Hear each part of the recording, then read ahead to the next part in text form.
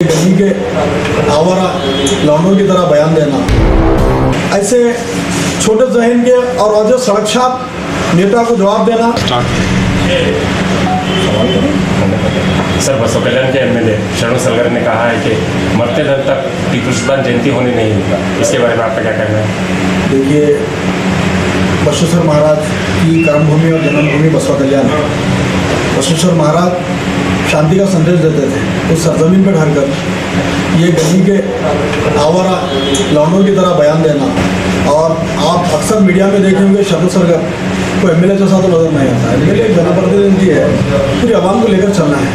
रही बात टीपू सुल्तान रहमतुल्लाह अलैह की जयंती उन्हें मरने तक मनाने ले जाना लोग नहीं देता बोलकर जो शरणु सलगर बोल रहे हैं, उनके बारे में बस इतना कह दूँ, टीपू सुल्तान शहीद रहमतुल्लाह अलैह भारत के पहले मुजाहिद आज़ादी थे।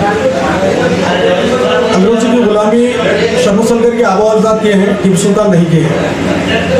टीपू सुल्तान से शरणु सलगर और शरणु सलगर के ख़ानदान को और उनकी पार्टी को सबक लेना चाहिए। टीपू सुल्तान वो वाहिद शख्सियत थी जो अंग्रेज़ों की गुलामी को ठोकर मारते हुए शहादत पाई।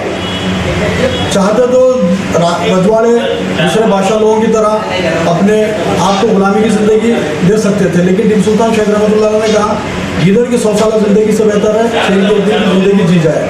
और रही बात, टीपू सुल्तान शहीद रहमतुल्लाह अलैह सेकुलर नवाब थे, सेकुलर बादशाह थे, जिसके मिसालें हज़ारों हैं।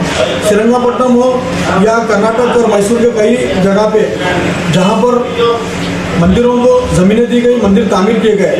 जब मराठों ने श्रीरंगपट्टनम के मंदिर में हमला किया, मंदिर को जब जलाया गया, वही टीपू सुल्तान शहीद रहमतुल्लाह अलैह थे, अपने बजट से जो है ना मंदिर की तामीर की, जहाँ पर जो है आज भी लोग वहाँ पर पूजा अर्चना के लिए जाते हैं। शांति का संदेश देने वाले बसवेश्वर महाराज की सरजमीन पर ठहरकर ये लोग टीपू सुल्तान रहमतुल्लाह अलैह को छवि को जो बिगाड़ने की कोशिश कर रहे हैं, वो टीपू सुल्तान रहमतुल्लाह अलैह की छवि को नहीं बिगाड़ रहे हैं, भारत की धरती को जो है ना बदनाम करने की नाकाम कोशिश कर रहे हैं इंटरनेशनल लेवल पर।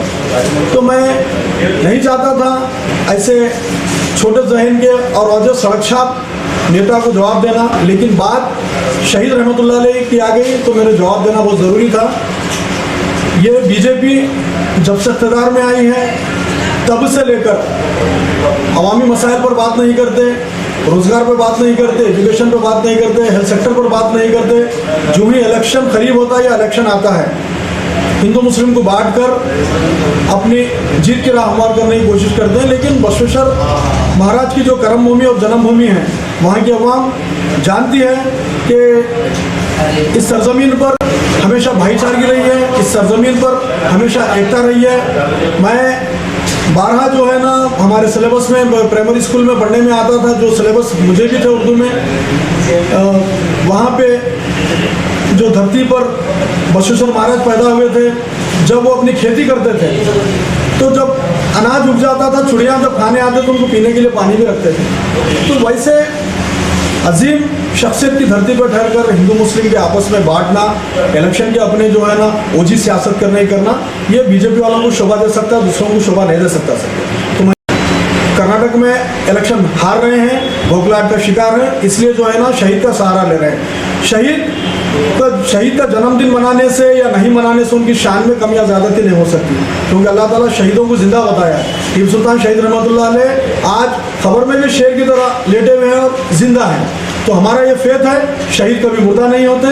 आज भारत ही नहीं पूरी दुनिया जानती है टीपू सुल्तान शहीद रहमतुल्लाह अलैह जो रॉकेट बनाए थे, वो रॉकेट का एजाज जो हुआ था, आज चांद और आसमान और भारत को जो है ना मिसाइल मिला, ये टीपू सुल्तान रहमतुल्लाह अलैह की देन है। ये संज्ञों को जो है ना मुसलमान सिपाहसालार, मुसलमान शहीद, मुसलमान जो अच्छे बादशाह जो मुल्क की आज़ादी के लिए लड़े और शहीद हुए, उनका नाम सिलेबस से हटाने की और तारीख से हटाने की नाकाम कोशिश कर रहे हैं। ये कभी नहीं होगा। टीपू सुल्तान शहीद रहमतुल्लाह अलैह क़यामत तक शहीद हैं और अमर रहेंगे। सर, एक प्रेस कॉन्फ्रेंस में बीजेपी के माइनॉरिटी सदर मोर्चा प्रेसिडेंट जमाल सिद्दीकी ने कहा है कि असदुद्दीन ओवैसी मोहम्मद अली जिन्ना का चेहरा है। देखिए, जमाल सिद्दीकी जो बीजेपी के माइनॉरिटी स्टेट प्रेसिडेंट हैं, नेशनल प्रेसिडेंट हैं, वो जब आपके चैनल पर जब बात कर रहे थे, मैं आपकी न्यूज़ देखा हूँ मैं, आप सवाल कर रहे थे मुसलमानों के लिए टिकट के लिए, आप सवाल कर रहे थे मराठी पर हो रहे जुल्म के लिए, आप सवाल कर रहे थे महंगाई के ऊपर, आप सवाल कर रहे थे बेरोजगारी और हेल्थ के ऊपर, लेकिन उन्होंने जवाबों से भागते हुए बैरिस्टर असदुद्दीन ओवैसी साहब के ऊपर ये इल्ज़ाम लगाना कि उन्होंने जिन्ना का चेहरा है। तो मैं बीजेपी वालों को ये बताना चाह रहा हूँ, जिन्ना की खबर पर जो है ना जाने वाले इन्हीं के पार्टी के लीडर, माजी होम मिनिस्टर एल के अडवाणी जी जो है ना जिन्ना के मज़ार पर जाके फूल चढ़ाए। इनके पार्टी के लीडर जो भारत के प्राइम मिनिस्टर हैं नरेंद्र मोदी, पाकिस्तान के प्राइम मिनिस्टर की बच्ची की शादी में बिन दावत चले जाते हैं। तो पाकिस्तानियों से जिन्ना से जो है ना बीजेपी वालों को मोहब्बत है, जिन्ना से हमारा क्या लेना देना। मेरे सदर अली जनाब अल्लाह बैरिस्टर असदुद्दीन ओवैसी रुकने पार्लियामेंट हैदराबाद और कौमी सदर मजलिस इत्तेहादुल मुस्लिमीन भारत की नुमाइंदगी करने से बीजेपी गवर्नमेंट में पाकिस्तान गए, भारत की तरफ से जाकर वहाँ के पूरे पॉलिटिशियनों को और पाकिस्तान उनका असली चेहरा दिखाया। दम है तो जो है ना बीजेपी वालों को पाकिस्तान को एक सर के बदले 10 सर जो कह रहे थे, चीन को जो है ना हम चीर के रख देंगे बोल रहे थे, तब उनकी बात करो। बीजेपी वालों के पास कोई मुद्दा नहीं है। बीजेपी सिर्फ और सिर्फ तोड़ने की और फूट डालने की अंग्रेजों की जैसी राजनीति करती है। भारत की आवाम जान चुकी है। बैरिस्टर असदुद्दीन ओवैसी मुल्क से मोहब्बत करने वाले हैं। बैरिस्टर असदुद्दीन ओवैसी बाबा साहब के संविधान को मानने वाले हैं। बैरिस्टर असदुद्दीन ओवैसी भारत में दलित मुस्लिम माइनॉरिटीज़ की लड़ाई अपने दम पर जो है ना इंसाफ दिलाने के लिए पार्लियामेंट में ठहर कर लड़ रहे हैं। पार्लियामेंट ही नहीं, भारत के रवानों में लड़ रहे हैं। मैं इनको इतना ही कहूँगा, बीजेपी जो है ना 2023 का कर्नाटक इलेक्शन आ रही है और 24 में जो है ना बीजेपी का सफाया भारत से भी होगा। सर एक लास्ट सवाल, क्या बीजेपी के सामने अपोजिशन कमजोर है सर हिंदुस्तान में? बिल्कुल बीजेपी के सामने अपोजिशन कमजोर चल रहा है। अपोजिशन जब वो एक प्लेटफॉर्म पे आएंगे तभी बीजेपी को हरा सकते हैं। बस जय हिंद जय कर्नाटक।